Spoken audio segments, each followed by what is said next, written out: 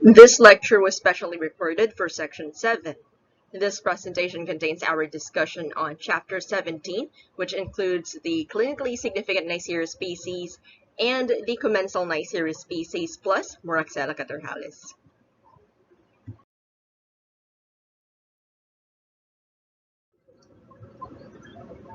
Neisseria species are obligate aerobes. They are also non-motile, non-spore-forming, and they are capnophilic. So Neisseria species are carbohydrate fermenters, and depending on which species is being tested, nag-iiba-iba din po yung results nila in carbohydrate fermentation test. And this could help us differentiate one species from another. They are also easily killed by heating or drying or just being in an environment that is not favorable for their growth, which is why it is recommended that direct inoculation of specimens should be done at the patient's bedside or parang on the spot, agad-agad po. Pagka-collect ng sample, dapat meron na rin kayong culture media or transport media on hand because any delays in plating the sample might lead to it drying out and subsequently hindi nyo na rin po sila mag-grow in culture because they're dead. With regards to their biochemical test results, both Neisseria gonorrhoeae and Neisseria meningitidis are catalase positive and oxidase negative. In gram staining, all Neisseria species are gram-negative cocci, except for Neisseria elongata, Neisseria bacilliformis, and Neisseria waveri, because all these three are rod-shaped or bacilli in shape. Onto these specific species, first up is Neisseria gonorrhoeae. This is not in any case a part of the normal flora of humans, but humans are its only known host. Okay, so never pong magiging normal flora ang Neisseria gonorrhoeae for humans, but this bacteria has only been documented to infect humans. Neisseria gonorrhoeae is a leading cause of sexually transmitted infections, but this may also be acquired through vertical transmission, where the infected mother passes on the pathogen to the newborn during birth, specifically through normal delivery. So we'll get to that later. Its primary virulence factor is its pili, which helps it attach to host cell surfaces more effectively. Neisseria gonorrhoeae also possesses a polysaccharide capsule, which would help them avoid opsonization and phagocytosis. And then IgA protease is an enzyme that can cleave immunoglobulin A that are present on the host mucosal surfaces, rendering those antibodies ineffective. And then lastly, we have the LOS endotoxins. So LOS endotoxins can help the bacteria undergo through antigenic variation, and this is a major in vivo virulence factor that mediates damage to body tissues, which would elicit an inflammatory response. Neisseria gonorrhoeae has different strains that can produce different colonial types or different colony morphologies. So types T1 and T2, they were referred to as the virulent strains because they are equipped with pili and it usually produces small raised colonies. And then for types T3, T4, and T5, they have been termed as the avirulent strains because they don't have pili. Okay, so wala po silang pili and their colonies would appear large and flat. So di ba po, ang primary virulence factor ng Neisseria gonorrhoeae is their pili. So kaya po naging, or kaya nasabi na avirulent ang T3, T4, and T5 strains is because they don't have pili for adherence to the host cells. Let's now talk about the infections and diseases that has been associated with Neisseria gonorrhoeae. First up is gonorrhea. So this has an incubation period of approximately 2 to 7 days. And in men, it manifests as acute urethritis. So usually resulting in purulent discharge plus dysuria, where there is painful urination. So yung dalawang yun po, those are the most common manifestations.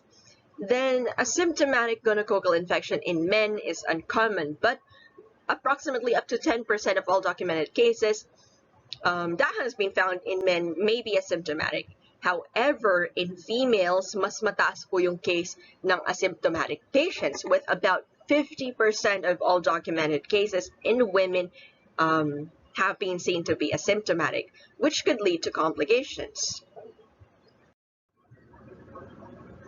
Here at slide 6, nakalista po dito yung mga clinical symptoms and complications of Neisseria gonorrhoeae in both men and women. So in women, asymptomatic, undiagnosed, and untreated infections could lead to complications such as the pelvic inflammatory disease, which could also cause sterility, ectopic pregnancy, and perihepatitis, which is otherwise known as the Fitzhugh-Curtis syndrome. So kapag nakita niyo na po yung dalawang yan, PID or pelvic inflammatory disease plus the Fitzhugh-Curtis syndrome, dapat po maisip niyo agad is Neisseria gonorrhoeae. There may also be blood-borne dissemination of the bacteria, which would occur in less than 1% of all infections, and this could result in purulent arthritis or septicemia. So, pwede rin po mag-spread hematogenously yung bacterial cells sometimes. So, ito po yung outcome nun, purulent arthritis and septicemia. Other conditions that have been associated with Neisseria gonorrhoeae include anorectal and oropharyngeal infections. So these infections on those specific sites have been documented to be more common in men who have sex with men, but they may also occur in women.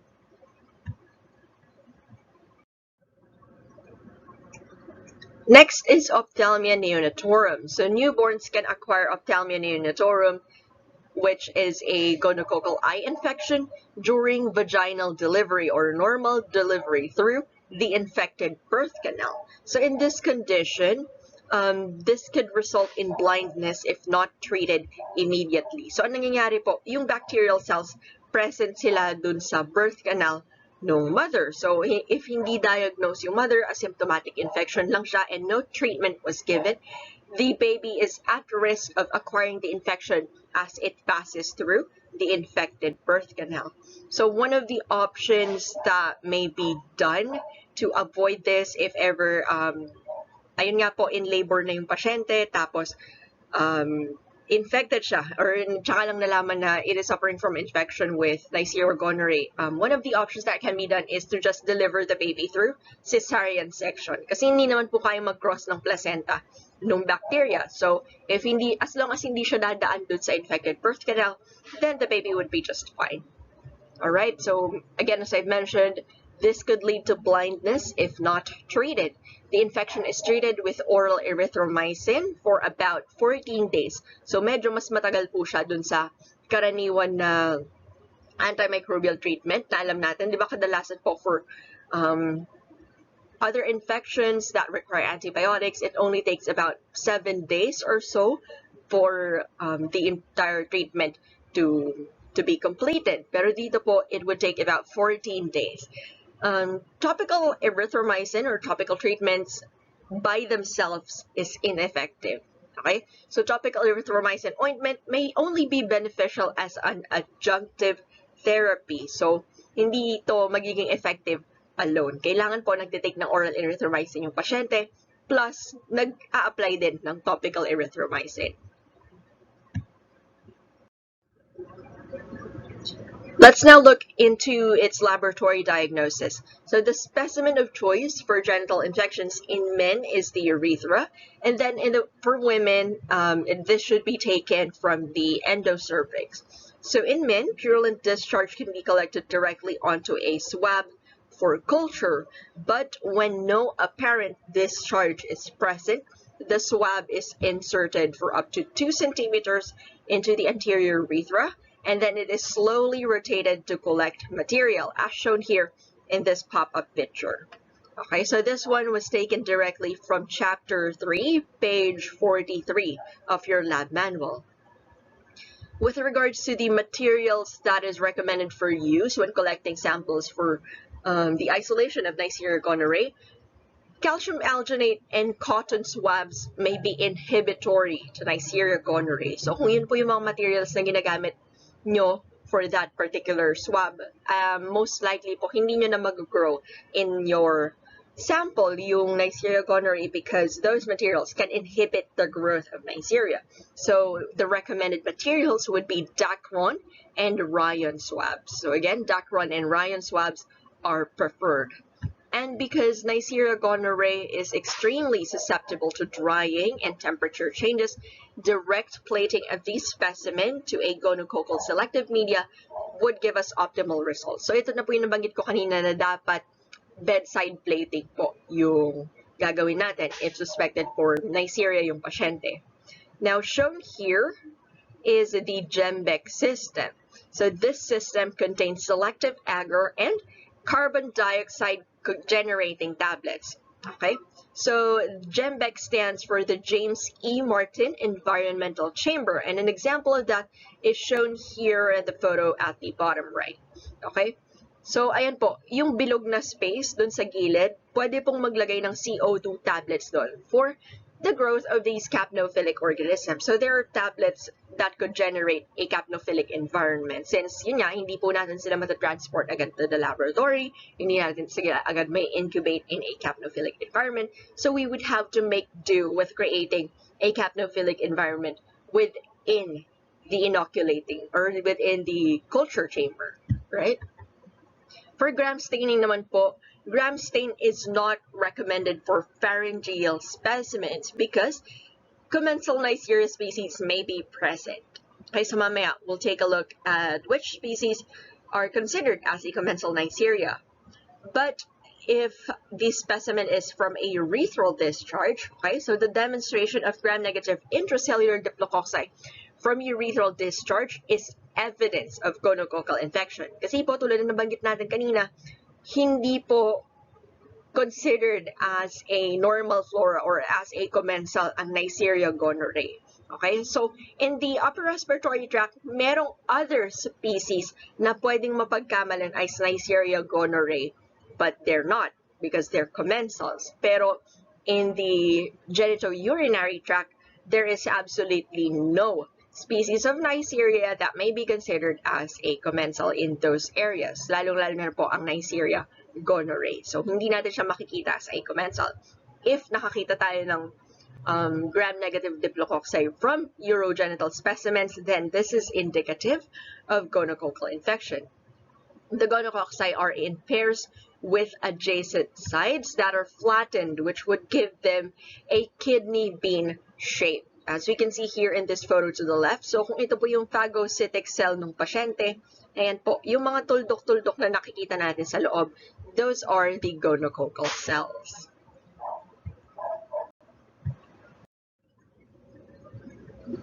The medium of choice for cultivation of Neisseria gonorrhoeae is the chocolate agar.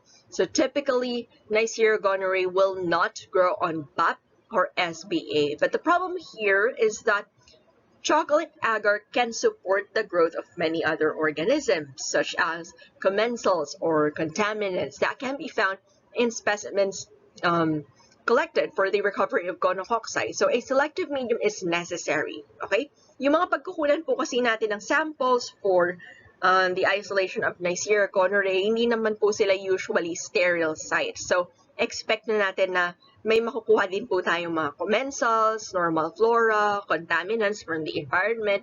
So, ayun po.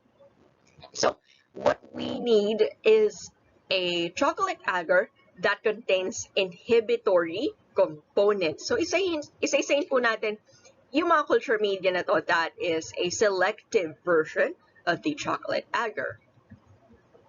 Alright, so first up is the Thyre-Martin agar. So Thyre-Martin agar is a chocolate agar base with an enrichment supplement of Iso-Vitalex. So yung Iso-Vitalex po, ito na yung formulation that contains all the nutrients that is needed by Neisseria gonorrhoeae. And it also contains 3 different antimicrobials. So first is vancomycin, and then colistin, and nystatin. So ang vancomycin po, this would inhibit gram-positive bacteria. So if there are any commensals or contaminants in the sample that is gram-positive, this should be eliminated by vancomycin. Next is colistin. Colistin is effective against gram-negative bacteria that are not within the genus Neisseria. Okay?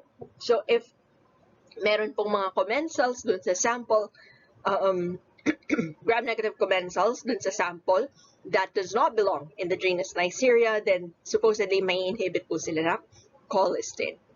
And then last one is nystatin. Nystatin is an antifungal agent. So meron din naman po kasi mga fungal organisms that are part of our normal flora. So that is the purpose of nystatin. Next is the modified Dyer-Martin agar. So the modified Dyer-Martin agar contains all the same components as the Dyer-Martin agar, except it additionally has trimethoprim lactate. So ang trimethoprim lactate po is to prevent swarming of bacteria. Minsan po kasi, example, may mga environmental contaminants or may mga commensals na hindi na-eliminate yung tatlong naunang antimicrobials na nabanggit natin, at least it would prevent or at least trimethoprim lactate would prevent the swarming of that organism that was able to survive all the three other antimicrobials. When we say swarming po, for example, ito yung initial point of growth ng bacteria, meron pang extension yung growth niya sa paligid. So yun po yung tinatawag ng swarming. The problem with swarming organisms is that if ever ito yung swarming organism tapos meron siyang katabi na Neisseria gonorrhoeae, pwedeng makontaminate nung swarming growth, nung swarming bacterial species, yung katabi niya na isolated colony. So, if ever meron nga pong swarming bacteria dun sa sample, tapos meron siyang katabing mga isolated colonies na example, yung Neisseria gonorrhoeae or yung organism of interest natin, ang mangyayari, hindi na natin sila magagamit for biochemical testing or for subculturing kasi na-contaminate na sila nung katabi nilang bacteria that is swarming. So, dapat po hindi kasi magkakadikit yung mga colonies ng mga bacteria for us to be able to take them for biochemical testing or for subculturing. Ayan po. So, pwede rin maging problema yung presence of swarming ng other contaminants or other bacteria kapag po they're close enough to contaminate other colonies. So again, that is the purpose of trimethoprim lactate, to prevent the swarming of other bacteria. Next is the Martin-Lewis medium. So the Martin-Lewis medium contains all the other components of the modified Dyer-Martin agar, except nystatin is substituted with anisomycin. Okay, so parehas lang naman po silang antifungals. And another thing is that the Martin-Lewis medium also contains an increased concentration of vancomycin. Next is the New York City medium. This is a transparent medium with lysed horse blood and yeast dialysate. So, kumbaga, ito na po yung source of nutrients dito sa New York City medium.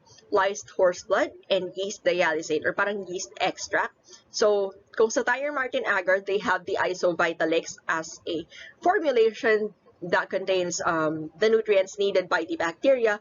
Dito naman po sa New York City medium, it contains lysed horse blood and yeast dialysate as the source of nutrients. And then it has the same antimicrobial agents such as vancomycin, colistin, trimethoprim, plus meron din po siyang additional na amphotericin B. And then the advantage in using this medium is that it can also be used to grow genital mycoplasma such as Mycoplasma hominis or Ureaplasma urealyticum. So if ever hindi pa po well-established or hindi pa po sigurado kung gonococcal infection niya yung meron yung pasyente or some other infection caused by genital mycoplasma, at least we would be able to also isolate genital mycoplasma species using the New York City medium. So, hindi lang siya exclusive for Neisseria. And then last one is the G-Select medium. So, this contains all the same components as the New York City agar, except meron po siyang additional na lincomycin. Okay? So, ayan po. Here at table 17.2, ayan po, nakasummarize na rin po dito lahat ng components ng mga nabanggit na selective media. And also, ito po, other transport media aside from the Gembeck system. And then, nakalista na rin po amines and Carey-Blair. Let us now talk about the different biochemical tests that we could do if we would like to differentiate Neisseria gonorrhoeae from other Neisseria species. First up is the carbohydrate utilization test. So the traditional method for the identification of Neisseria species was carbohydrate utilization using the cysteine trypticase agar containing 1% of individual carbohydrates plus phenol red acid's pH indicator. So bale, each tube would contain either 1% glucose or 1% maltose or 1% sucrose or 1% lactose. Now, iba-ibang tubes po, iba-ibang carbohydrates yung kino-contain. And if the organism uses the particular carbohydrate, it would then produce an acidic environment. And this is indicated by a yellow color that may be observed in 24 to 72 hours. Alright, so as you can see here in this picture, ang Neisseria gonorrhoeae po, nag-positive siya for glucose only, while Neisseria meningitidis will be positive for both glucose and maltose. So, ang palatandaan po na sinabi nung dati naming prof sa micro noon is kung ano yung first letter ng species name nila, yun yung additional carbohydrate na kaya nilang i-ferment. So, for example, Neisseria gonorrhoeae starts with the letter G. So, ang kaya nilang i-ferment is glucose. Pero ang Neisseria meningitidis po, kaya niyang i-ferment is glucose plus maltose. Kasi po, meningitidis starts with the letter M.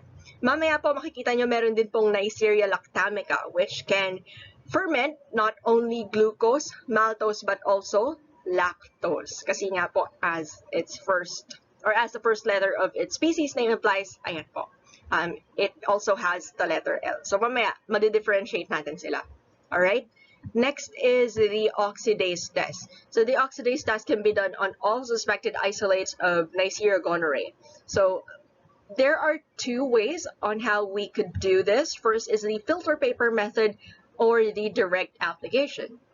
So in the filter paper method, as shown here, you would apply the oxidase reagent on each filter paper. So the oxidase reagent is either composed of 1% dimethyl paraphenylene diamine dihydrochloride or 1% tetramethyl paraphenylene diamine dihydrochloride. All right, so you would place that on the filter paper and you would take colonies from your culture media and rub it on to the reagent using an applicator stick.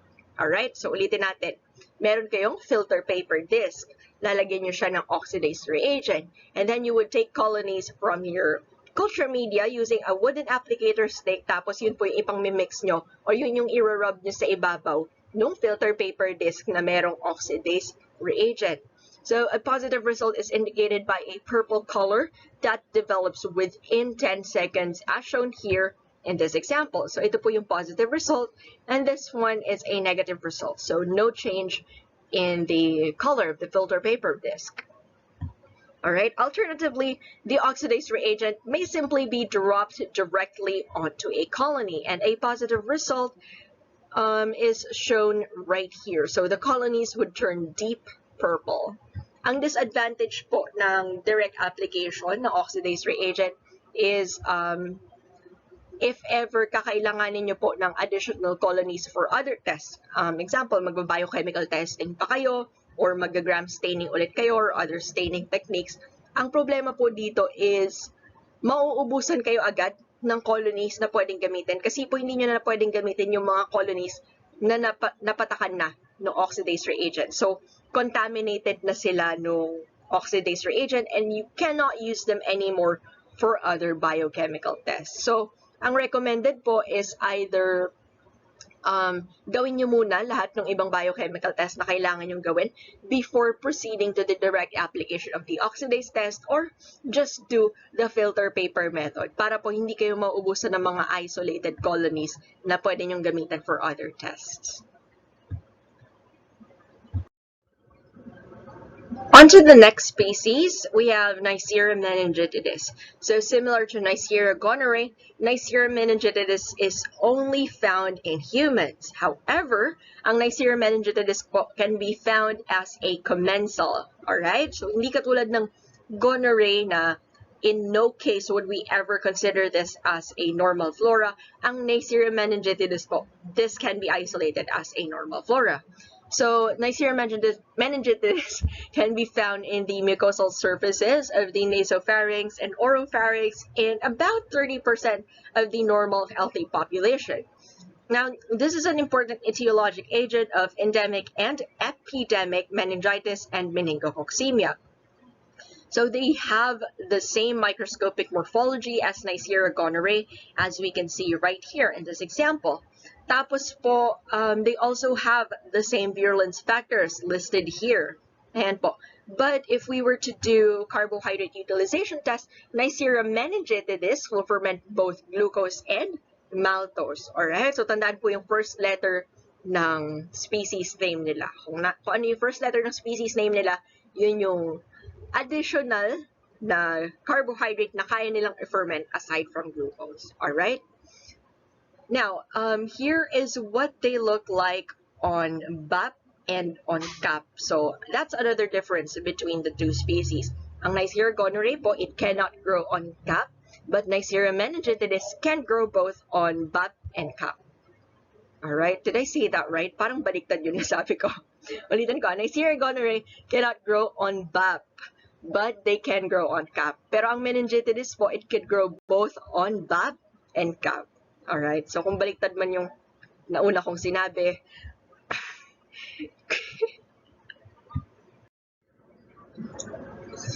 alright, so let's now talk about the diseases that is associated with Neisseria meningitidis. So after exposure to the meningococcus, the incubation period would range from 1 to 10 days. So it could be as quick as within 1 day, pero sometimes it may take more than a week. So minsan hanggang 10 days po bago mag-develop yung symptoms. Now, the bacteria could adhere to the nasopharyngeal mucosa, leading to colonization and overgrowth. And in most individuals, colonization of the mucosa results in a subclinical infection or just mild symptoms. Okay? Pero in a few hosts, the bacteria could gain access to the bloodstream. Okay, so pwede din siyang mag-spread hematogenously and potentially reach the central nervous system, which would lead to meningitis or sepsis or both of those. Okay, so hiwalay na disease po ang meningitis and meningococcemia. Meningococcemia naman po or sepsis may occur with or without meningitis. Alright, so ang meningococcemia, pwedeng kasabay niya meron din meningitis yung pasyente or pwede namang wala. Pwedeng meningitis lang yung meron yung pasyente but not exactly suffering from meningococcemia. Alright? So meningococcemia, the symptoms of these includes purpura, which is the hemorrhaging of blood into the skin and mucous membranes, which would produce bruises. And there could also be petechial skin rashes or pinpoint red spots caused by those hemorrhages, as shown here on the left. So ganyan po yung itsura nung ma-observe nating rashes in cases of meningococcemia.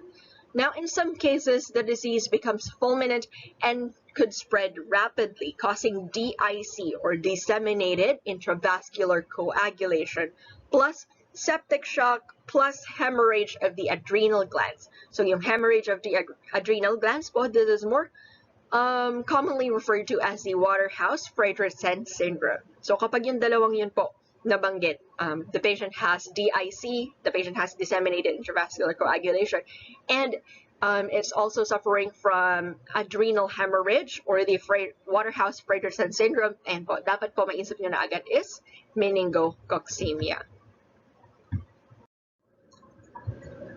Let's now talk about the commensal Neisseria species. So first up is Neisseria cinerea. This has received considerable attention in recent years because of its misidentification as Neisseria gonorrhoeae in some commercial identification systems. Alright? So, kung ang gagamitin po natin is yung cysteine trypticase agar na method of differentiating or method of performing carbohydrate utilization test, ang Neisseria cinerea po should be negative for glucose. Pero if ang gagamitin po natin is yung mga automated test kits or yung mga commercial identification systems, minsan po nagpa-positive sila for glucose. So dapat po originally negative talaga sila. So pag nag-positive sila sa glucose, napapagkamalan po sila na Neisseria gonorrhoeae. Alright? And then their colony morphology is also similar to the T3 strains of Neisseria gonorrhoeae on chocolate agar. Ang difference po nila is Neisseria cinerea can grow also on BAP or SBA. Meanwhile, ang Neisseria gonorrhoeae po cannot grow on BAP or SBA. Alright, so yun po. Next is Neisseria lactamica. So nabanggit ko na po ito kanina, di ba? This is misidentified as Neisseria meningitidis because of its similar colony morphology. And then it has the ability to grow on selective media. Although, ang Neisseria lactamica po uses glucose, maltose, and lactose. So it could exhibit a delayed lactose utilization. So medyo mabagal lang po yung utilization niya ng lactose. Kaya upon initial reading, napapagkamalan po siya na negative. But after further inspection, ayun po, magpa-positive din siya eventually for lactose. So yun yung difference nila with Neisseria meningitidis. Neisseria meningitidis can only ferment glucose and maltose. Pero ang Neisseria lactamica po can ferment glucose, maltose, and lactose. Alright, next is Neisseria mucosa. So they are large, they are very adherent to the agar, and very mucoid, which gave them their species name. Alright, so Neisseria mucosa is usually isolated as a non-pathogen from the nasopharynx. So normal flora daw po ito ng nasopharynx of children and young adults. But sometimes the organism has been documented to cause pneumonia in children. Next is Neisseria sicca, which are usually dry, wrinkled, and adherent, and would have breadcrumb-like colonies, as we can see right here. So ito po, yung mga colonies na yan po yung tinatawag na breadcrumb appearance ng Neisseria sicca. Alright? Research has indicated that Neisseria sicca should actually be just a variant of Neisseria mucosa. Next species is Neisseria subflava, which literally translates to less yellow. Alright, so as we can see here in this example, ayan po, they do have a yellow tinge to their colonies, pero hindi ganun katingkat yung pagiging yellow nila. So dun po nanggaling yung species name na subflava. Alright, so although this is considered as a non-pathogen and has been recorded in some cases of serious infections such as bacteremia, meningitis, and septicemia. So its clinical description may resemble that of Neisseria meningitidis. Pwede rin po siyang proceed with septic shock, petechial hemorrhage, and purpura. So ayun po, yung clinical presentation ng Neisseria subflava may be confused with Neisseria meningitidis. Next po is Neisseria elongata. Together with Neisseria waveri and Bacilliformis, they are unique among the other members of the genus Neisseria because they are rod-shaped. They are bacilli in shape. Hindi sila diplococci tulad ng ibang Neisseria. Alright, so the catalase test for Neisseria elongata is negative, or sometimes they may be weakly positive. Alright, if i-compare natin yan sa Neisseria meningitidis and gonorrhea, ayan po, they are catalase positive. But again, ang Neisseria elongata, pwede siyang mag-weak positive lang or negative.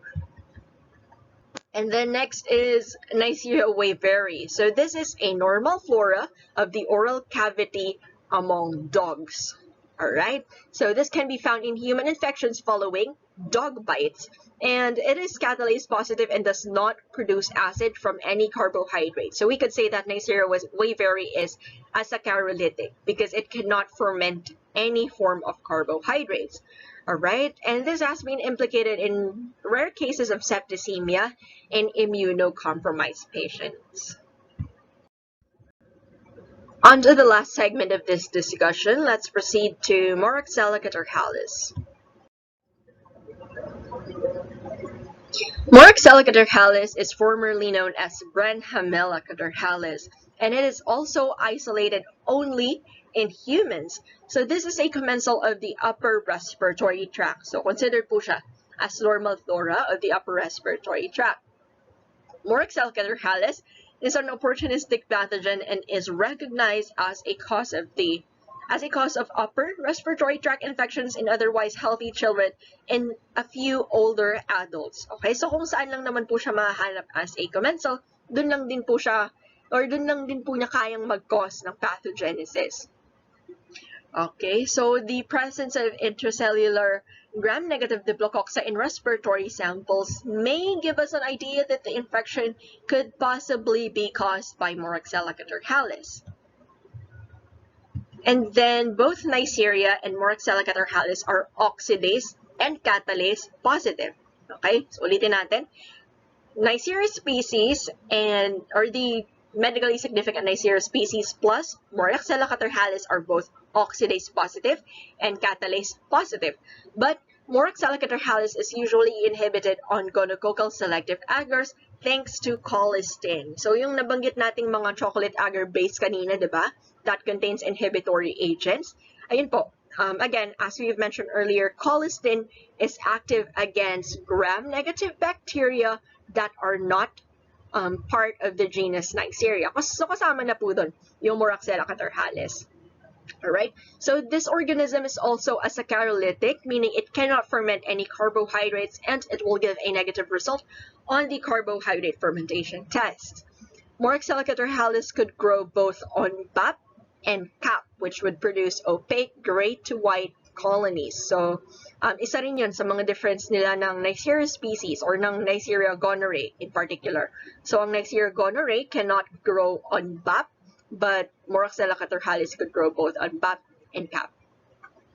Alright, so meron pong dalawang descriptions that has been used uniquely for Moraxella catarrhalis. First is the hockey puck behavior. So pag sinabi pong hockey puck yung isang colony, it means that they've been used to describe colonies that remain intact when pushed across the plate with an inoculating loop. So for example, kukuha kayo ng colony for biochemical testing using your inoculating loop. Ang mangyayari po, kapag tinry niyong kumuha ng colonies, imbis na sasama agad yung colony, ang mangyayari is, mapupush lang siya from one side to another because they are that intact. And hindi sila ganun kadikit dun sa mismong agar. So, mag-move lang sila. So, yun po yung tinatawag na hockey puck colonies or parang behaving like hockey pucks.